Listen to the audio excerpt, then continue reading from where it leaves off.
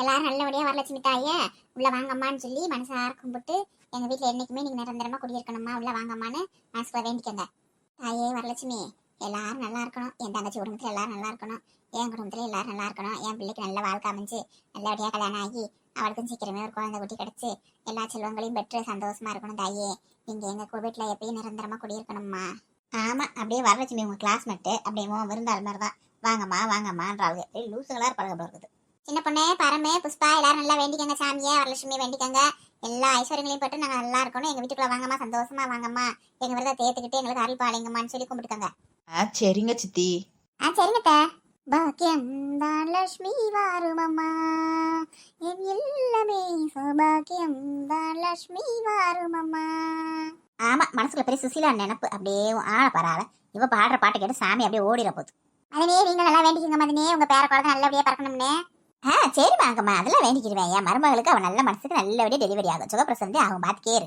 சரிக்கா, ஆரத்தி எடுத்தாச்சு, அம்மனை உள்ள அழைச்சிட்டு போலாங்கக்கா, நீ தூக்கிட்டு வாக்கா. நீ தாண்டி எல்லாத்தையும் செய்யற, விரதங்களை பூராத்தையும் கரெக்டா செய்யற, நீ தான் திட்டு வரணும் முறைப்படி. அக்கா வீட்டுக்கு மூத்தவன் தாக்கா அதெல்லாம் செய்யணும், நீ தான் என்னையோட மூத்தவ, நீ எடுத்துட்டு வாக்கா சாமிய. இப்போ எதுக்கு சண்டை போடுறீங்க ரெண்டு பேரும்? பேசாம ரெண்டு பேரும் சேர்ந்து எடுத்துருவாங்க சாமியை, அதுல என்ன இருக்கு? சின்ன பொண்ணுக்கு சொல்றதுதான் கரெக்ட். ரெண்டு பேரும் சேர்ந்து சாமியை உள்ள கூட்டிட்டு வாங்க. சரி நீங்க ரெண்டு பேரும் சொன்ன மாதிரி நாங்க ரெண்டு பேருமே எடுத்துட்டு வரோம். சரி வாங்க அம்மா, வாங்கம்மா எங்க வீட்டுக்குள்ள. ஆமா போங்கம்மா, இவங்க வீட்டுக்குள்ள உங்களுக்கு சோறு குழம்பு ஆக்கி வச்சிருக்காளுங்க. சரியான லூஸ் சிரிக்கா இருப்பாளுங்க போல இருக்குது. இவங்களோட தொல்லை இதுங்க கூட சேர்ந்தா நம்மளும் இப்படிதான் கிறுக்கு மாதிரி அலையணும் போல இருக்கு. என்ன பண்றது, நம்ம மகளுக்கு சீர சேவிக்கணுமே, அதுக்கு தேவைக்கிட்ட நல்லா பேசாம நடிச்சு தெரிய வேண்டியது. என்ன செய்யறாளுங்க, பூசிய ஆரம்பிச்சாளுங்க இல்லையா? என்ன ஒரு சத்தத்தீங்கானா ஒன்னீங்கானா அது கூட எங்கிட்ட பூஜை பண்ணிப்பாளுங்க. இப்பதானே சாமி அழைச்சு கொண்டு போனாளுங்க. நீ போய் அலங்காரம்லாம் செய்யணும், வைக்கணும், நெய் வைத்தி ரெடி பண்ணி வைக்கணும், அதெல்லாம் பண்ணிட்டு தானே பூஜை ஆரம்பிப்பாளுங்க. அப்புறம் என்னமா நல்ல நேரம்லாம் பார்க்கணும்னு சொல்லியிருந்தாரு அங்கம்மா, அந்த நேரம் கரெக்டா பாத்துட்டாளா? அதெல்லாம் அவ கரெக்டா இருப்பா, நல்ல நேரம் பாக்குறது செய்யறது அந்த நேரத்துக்கு கரெக்டா இந்த பூஜை செஞ்சு முடிச்சிருவா. அதான் நம்ம அவளுக்கு சொல்ல தேவையில்லை. ஏமா உங்க மகளை காணாமே, நான் வந்ததுல இருந்து பாக்குறேன் பூஜையில எந்த வேலையிலும் செய்யறதுல ஆளையே காணா. யார ஏன் மகளை பாக்குறீங்க? ஆமாமா, உங்க மகள்கிட்ட கேக்குறேன், வந்ததுல இருந்து ஆளவே பாக்கல, இங்கிட்டு போகவும் இல்ல வரவும் இல்ல. அவளும் இதுக்கு செட் ஆக மாட்டாங்க. என் மகன் எப்பயுமே சின்ன வயசுல இருந்து சாமின்னு கும்பிட மாட்டா. அது என்ன வருவியோ எங்கிட்ட இருந்து ஏன் வயசுல வந்து வரணுச்சோ தெரியல. என் மருமகள்லாம் திருந்தாத ஜென்மங்க, படிக்கிறது பாரதம் இருக்கிறது பெருமாள் கோயில்னு பேசுவா. அவளை நம்ம என்ன செய்ய முடியும் சொல்லுங்க? நானும் பல தடவை சொல்லிட்டேன், வீட்டுக்கு வந்த மருமக வீட்டுல விளக்கு ஏத்தி சாமி கும்பிடுமா, அப்பதான் குடும்பம் நல்லா இருக்குன்னு சொல்லி பாத்துட்டேன்.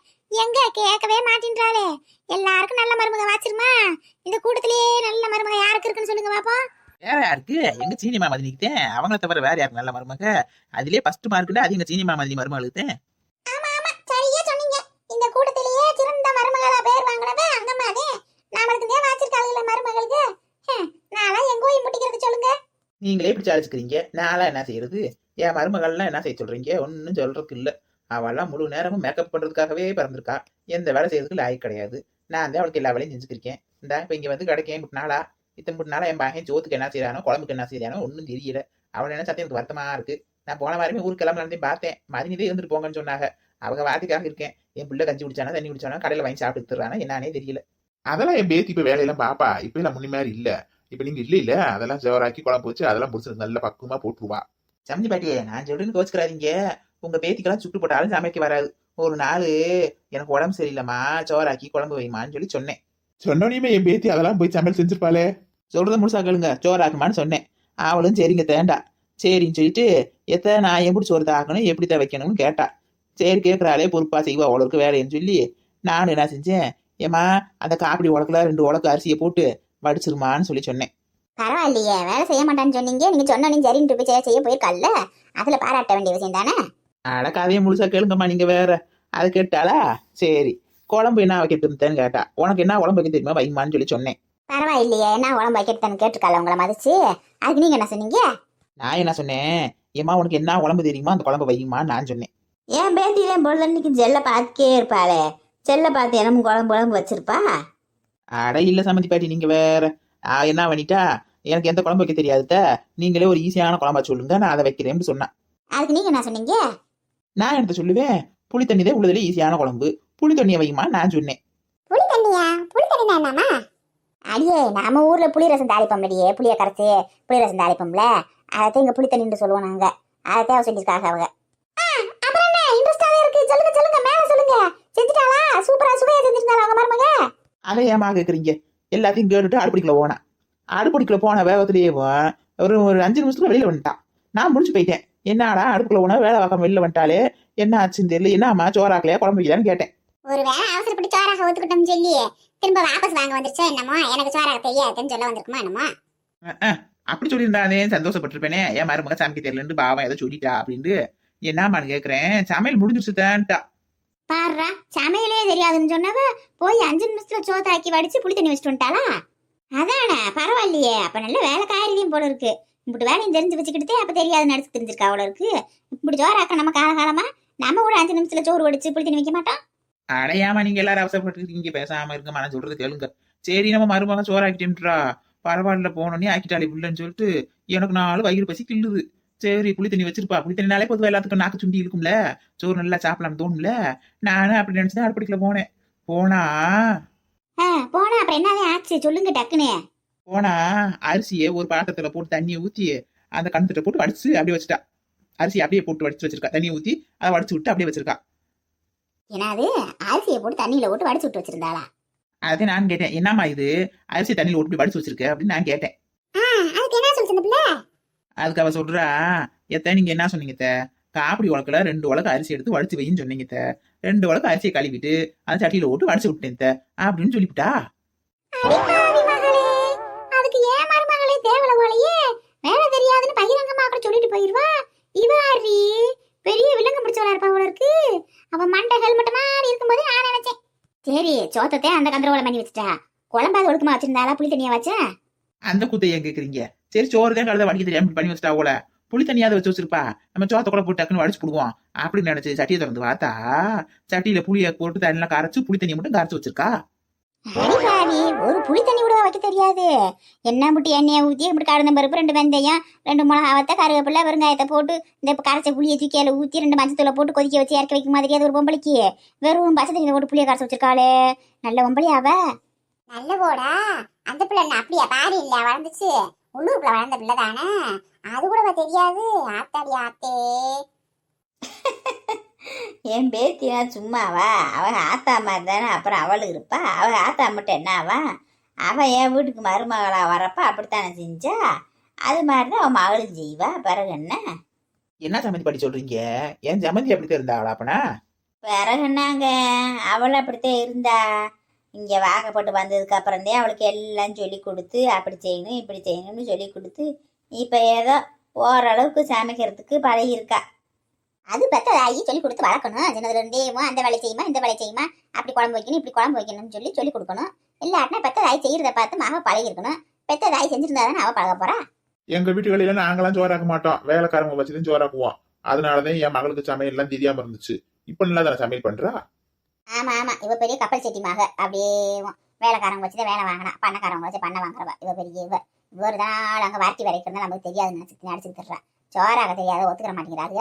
இதுல வேலைக்கார வச்சு சோறாக்குறாங்களா, என்னென்ன நடிக்காதுன்னு ஒரே கூத்தும் கொடுமையுமாத்தே இருக்கு. என்னத்த சொல்ல, எல்லா மருமகளும் அப்படித்தான் வந்த ஊசில பல கூத்த பண்ணிருப்பாளுங்க.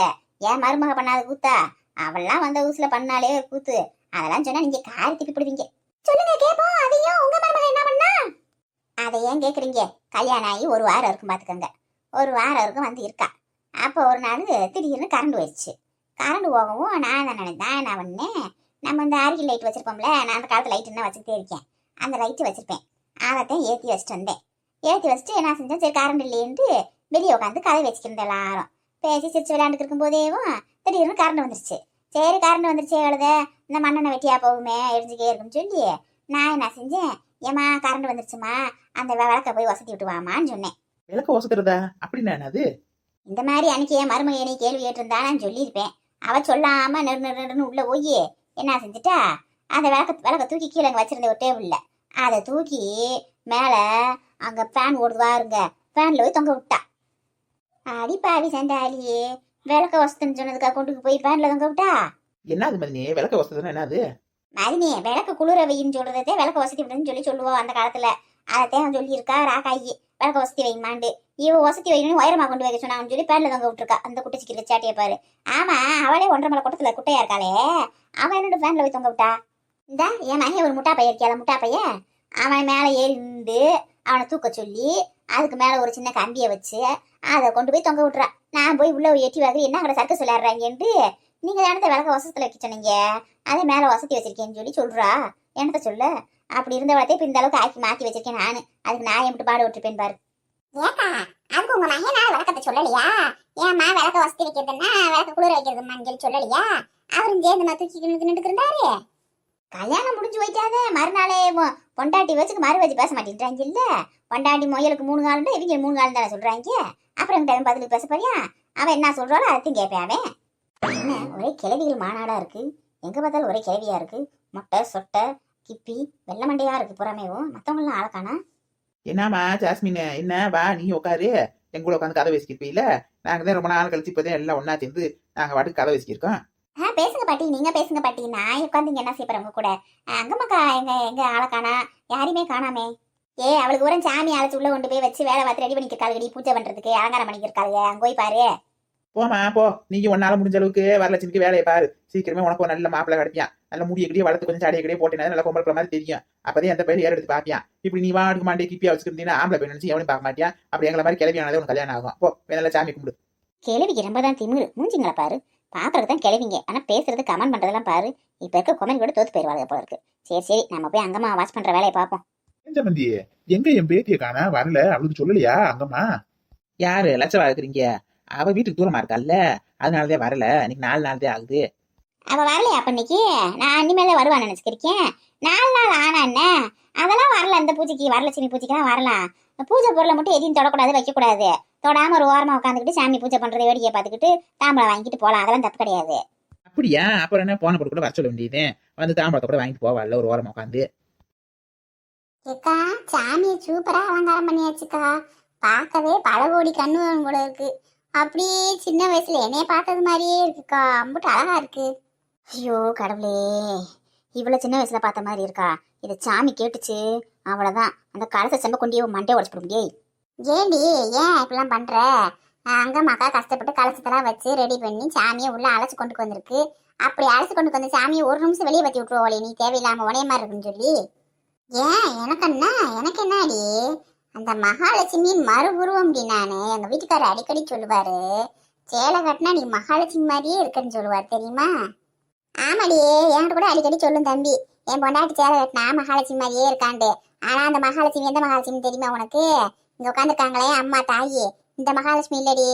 அந்த 4வது தெருவுல ஒரு மகாலட்சுமி இருப்பாளே, நல்லா குட்டையா குண்டு கத்திரிக்காய் மாதிரி பூசணிக்காய் மாதிரி ஒரு மகாலட்சுமி இருப்பாளே, அவளத்தையும் சொல்றாரு குழந்தையும் பொழுது நினைக்கும். அது தெரியாம நீ வேற இத்தனை நாள் மெச்சு போய் கிடந்திருக்க. யாருக்கா? அந்த மாயக்கா மகாலட்சுமியா? அவளேதே அந்த மாயக்கா மகாலட்சுமியத்தையும் சொல்லிக்கிறாரு. அது தெரியாம இவ வேற மெச்சு பூத்து போய் கிடக்கா. அடப்பாவி மனுஷா, இத்தனை நாள் அந்த மகாலட்சுமியத்தையும் சொல்லிக்கிருந்தான் அந்த ஆளு. நான் கூட நம்ம புருஷன் நம்ம எப்படி வர்ணிக்கிறாரு நினைச்சு எப்படி சந்தோஷப்பட்டுக்கிருந்தேன். இன்னைக்கு இருக்கட்டும் போய். ஏமா புள்ள ஒரு இடத்துல உட்கார மாட்டியா? இங்கிட்டு போறேன் அங்கிட்டு போறேன் நகர்ந்துக்கேதே இருக்க புள்ள பூச்சி. எனக்கு ஒரு இருக்க உட்காருமா. அது ஒண்ணு இல்ல ஆண்டி, எனக்கு கீழே உட்காந்து சரியா பழக்கம் இல்ல. அது இந்த ஃபேண்ட் போட்டுக்கிட்டு உட்கார முடியல, ஒரு கம்ஃபர்டபுளாவே இல்ல. அதான் அங்கிட்டு கொஞ்சம் நகர்ந்துகிட்டே இருக்கேன். ஏமா ஜாஸ்மின், அதுதான் சொன்னேன். இந்த பரமோட ட்ரெஸ் கூட நிறைய கிடக்கு. தாவணியோட சட்டை ஒன்று எடுத்து போட்டு கொஞ்சம் கேட்க மாட்டேங்கிற. அதுல என்ன கவுன் மாதிரி கூட நிறைய வச்சிருக்கால, அதை கூட எடுத்து போட்டுக்க வேண்டியதானே. நான் இங்க தாவணி போட சட்டை போடவும் கவுன் போடுவோமா வந்தேன். உங்க 2 பேத்துல அங்கம்மா யாருன்னு கண்டுபிடிச்சு உனக்கு க்ளோஸ் பண்ண தானே வந்தேன். வந்த வழி விட்டுட்டு இப்படி வேற ட்ரெஸ் சேஞ்ச் பண்ணு, அதை பண்ணு இதை பண்ணிட்டு இப்ப இந்த பூஜையெல்லாம் வச்சு தேவையில்லாம எனக்கு குழப்பி விட்டு இருக்காளுங்க. அந்த ஆள் வேற போன போட்டு திட்டியானிய. சரிம்மா அப்புறம் என்ன, குங்கும அர்ச்சனை முடிச்சிட்டோம்ல, ஆள் ஒரு பாட்டை பாடுங்க சாமிக்கு நல்லா. ஆண்டி நான் நல்லா பாட்டு பாடுவேன் ஆண்டி, நான் பாடுறேன் ஆண்டி. பரவாயில்லையே ஜாஸ்மினே, நல்ல மாடலா இருந்தாலும் பாட்டெல்லாம் பாடுவேன்ட்டியே. சரி பாடு. என்னவோ என்னவோ பிடிச்சிருக்கு, எனக்கும் உன்னைத்தான் பிடிச்சிருக்கு. ஐயோ ஐயோ பிடிச்சிருக்கு, உனக்கும் என்னைத்தான் பிடிச்சிருக்கு. இந்த வருமா வரலட்சுமி சம்பந்தமா சாமி பாட்டு பாடுமானா, நீ என்ன சீமா பாட்டை பாடிக்கிருக்க? என்னமோ பிடிச்சிருக்குன்னு சாமி பாட்டு உட்காந்து பாடணும். உங்களுக்கே தாள் தாண்டி இந்த கிப்பிக்காரி. அவளுக்கு போய் என்ன பாட்டு பாட தெரியுமா? அவ பாடுறேன்னு இவளுக்கு பாடுன்றாளுங்க. அவ முகர கட்டிக்கு என்ன பாட தெரியும்? சாமி முடிவே தெரியாது அவளுக்கு. சாமி பாட்டு பாட சொன்னா அவங்கிட்டு பாடுவா. சரி ராணி நீ பாடி ஒரு பாட்டு. ஒரு தாளி வரம் கேட்டு வந்தேன் தாயம்மா, கண் திறந்து பாரமா, வேறு துணை யாரமா, குத்தமில்லா ஒரு உத்தமன் நெஞ்சுக்கு சோதனைகள் எதற்கு, அவர் கட்டிய தாடிக்கும் பொட்டுக்கும் பூவுக்கும் காவல் கோடு எனக்கு, நீதிக்கு கண் தந்து சோதிக்கும் முன்னே நீ வந்து காத்திடமா. ஓம் சக்தி ஓம், ஓம் சக்தி ஓம், மடியேந்தி பிச்சை கேட்கிறேன், அம்மா மறுவாழ்வு உன்னை கேட்கிறேன், ஒரு தாலி வரம் கேட்டு வந்தேன் தாய் திறந்து பாரமா நிறுத்துணை யாரமா. ராணியக்கா என்னக்கா என்ன ஆச்சு? ரொம்ப எமோஷனல் ஆயிட்ட போல இருக்கு. ஒண்ணுமில்ல சின்ன பொண்ணு, இப்படித்தானே குஷ்பு மேடம் அவங்க வீட்டுக்காரி ஜெயில இருக்கிறப்ப அந்த படத்துல இப்படி பாட்டு பாடி தானே வர வைப்பாங்க. அது மாதிரி நானும் பாட்டு பாடி என் புருஷன் சீக்கிரம் வெளியில வந்துடணும்னு அந்த ஆத்தாட்ட வேண்டிக்கிறேன். அதெல்லாம் ஒன்றும் கவலைப்படாதடி, நீ தாயை நல்லா வேண்டிக்க வரலட்சுமி தாயை. தம்பி 2 நாள்ல வெளியில வந்துடும், நீ ஒன்றும் கவலைப்படாத. சரி, அப்புறம் யார் பாட்டு பாடுறது? வள்ளி, நீ ஒரு பாட்டு பாடுறி. அம்மனோ சாமியோ அத்தையோ மாமியோ கல்யாண தேவியோ, அம்மனோ சாமியோ அம்மனோ சாமியோ. ஏண்டி சாமி பாட்டு பாட சொன்னா அப்ப கூட உங்க அம்மா அத்தையை மறக்க மாட்டேங்கிறியே. அம்மனோ சாமியோ அத்தையோ மாமியோ மாமியாவது இருப்ப எப்ப பார்த்தாலும் நீ. ஏக்கா எனக்கெல்லாம் பாட்டெல்லாம் பாட வர தெரியாதுக்கா, ஏதாவது சும்மா வாயில் வந்து உளறி விட்டீங்கக்கா, அந்த அளவுக்குலாம் பாட்டு பாட வராதுக்கா எனக்கு. ஏன் மாமி, நீங்க நல்லா பாடுவீங்கல்ல மாமி, நீங்க ஒரு பாட்டு பாடுங்க. அதுக்கு என்னடி, சாமி பாட்டு தானே, பாடிட்டா போகுது. செல்வம் கொளிக்குது செய்தொழில் செலுக்கிதமா, சிந்தை மகிழுது என் சிந்தை மகிழுது செல்வாக்கு பெருகுதமா, வாழ்வில் செல்வாக்கு பெருகுதமா. செல்வம் கொளிக்குது செய்தொழில் செலுக்குதமா, சிந்தை மகிழுது என் சிந்தை மகிழுது செல்வாக்கு பெருகுதமா, வாழ்வில் செல்வாக்கு பெருகுதமா. மாமி சூப்பரா பாடினாங்க, நல்லா பாடினாங்க. நமக்குலாம் அந்த அளவுக்கு பாட வராது. அப்புறம் என்ன சரசே, நீ ஒரு பாட்டு பாடு. எனக்குலாம் பாட தெரியாது, நான் அந்த பாட்டை போய் பாடுறது? எனக்கு பாடலாம் அப்படி ஒன்று பாட்டெல்லாம் தெரியாது. உனக்கு தெரிஞ்ச அளவுக்கு பாடு. சாமிக்கா ஒரு பாட்டு பாடக்கூடாதா? நாங்க சொன்னாலும் கேட்க மாட்டேன், சாமிக்குமா செய்ய மாட்டேன். உனக்கு தெரிஞ்ச அளவுக்கு பாட்டு விடு. தங்கமணி பூ மாறி குந்திக்கின நீ நாரி. என்னது தங்கமணி பூ மாறி குந்திக்கின நீ நாரியா? இது என்ன பாட்டுது? ஒண்ணு வழங்கல. இதானே சொன்னேன், உனக்கு தெரிஞ்ச பாட்டை பாடுனேன், சாமி பாட்டு பாடணும்னு சொன்னீங்க. தங்கமணி பூமாரின்னு சாமி பேர் வருதுல, அப்பனா இது சாமி பாட்டு தானே. எனக்கு இந்த பாடத்தையும் தெரியும், பாடவா வேணாமா? போதுமா தாயி, நீ பாடினது அத்தடி ஆத்தே, சாமி காதுல ரத்தம் வந்துடும். அது நீங்க பாடுங்க மதினி ஒரு பாட்டு. எனக்கெல்லாம் பாட தெரியாதங்கம்மா, நான் இந்த பாட்டு பாடுறது? நமக்கு இந்த பூஜை இதெல்லாம் ஒன்றும் தெரியாது, இதெல்லாம் அவங்க அம்மாதே வச்சு கும்பிட்டு கிடக்கும். அது இப்போ கும்பிட்றதுல உடனே கட்டி கொடுத்ததுக்கு பிறகு எனக்கு இதெல்லாம் பழக்கம் இல்லை, நமக்கெல்லாம் வராது, பாட்டு பாடலாம் வராது. மதினி அதுல என்ன இருக்கு, சாமி பிறகு அதுக்கு என்ன இருக்கு? ஒரு பாட்டை பாடுங்க சும்மா. செல்லாத்தா செல்ல மாரியாத்தா எங்க சிந்தையில் வந்து அரவி நாடி நில்லாத்தா, கண்ணாத்தா உனி காணாத்தா இந்த ஜென்மம் எடுத்து என்ன புண்ணியம் சொல்லடி நீயாத்தா. போது முடியாத்தா, என் மதினி யாரை பாட சொன்னதுக்கு அதே நம்ம சொல்லாத்தான்னு பயமத்திக்கிறது. பரமே நீ ஒரு பாட்டு பாடுமா. என்ன பரமே, குழந்தையே பிறக்கல அதுங்களும் தாளாட்டு பாட ஆரம்பிச்சிட்ட போல. சாமிக்கு தாளாட்ட பாட சொன்னா உன் குழந்தைக்கு இப்ப தாளாட்டா? சரிக்கா, எல்லாத்தையும் பாட சொன்னேன், நீ பாடுக்கா ஒரு பாட்டு. வந்தாரை வாழ்ந்திட செய்வாயே வரலட்சுமியே, வளம் யாவும் தந்திட செய்வாயே, வந்தாரை வாழ்ந்திட செய்வாயே வரலட்சுமியே, வரம் யாவும் தந்திட செய்வாயே. ஏமா புஷ்பா, நீ பாடவே இல்லையம்மா, நீ ஒரு பாட்டு பாடு. போதும் பாட்டு பாடுனது, எல்லாரும் பாட்டு பாடுன்ற பேர்ல காமெடி பண்ணிக்கிட்டீங்க. வரலட்சுமி நோம்புக்கு நல்லா உட்காந்து 108 போட்டி சொல்லணும், ஒரு லலிதா சகசர்ம நாமம் சொல்லணும், அது இல்லாட்டினா ஒரு கனகதாரா சோஸ்திரம் சொல்லணும். அதெல்லாம் விட்டுவிட்டு நீங்க பாட்டுக்கு சீமா பாடா பாடிக்கிட்டீங்க. என்னக்கா சொல்ற? லலிதா சகவாசமா? அவையா இருக்கா லலிதா?